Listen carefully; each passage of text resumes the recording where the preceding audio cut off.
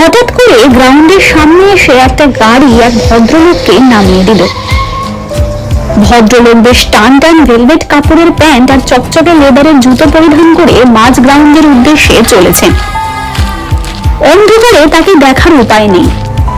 Shooting গ্রাউন্ডে আলো কমই থাকে।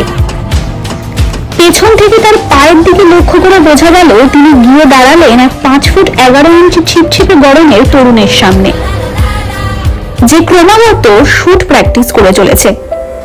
ছুড়ে চলেছে একের পর এক বন্দুকের গুলি, যেন বন্দুকের গুলির মধ্যে দিয়ে বেরোচ্ছে তার আত্মবিশ্বাস আর দর্প। কানে ইয়ার মুভ পরে বিশ্রামহীনভাবে নিশানার পেছনে ছুটছে সে। পেছন থেকে আসা ভদ্রলোক ডেকে উঠলেন, অর্জুন।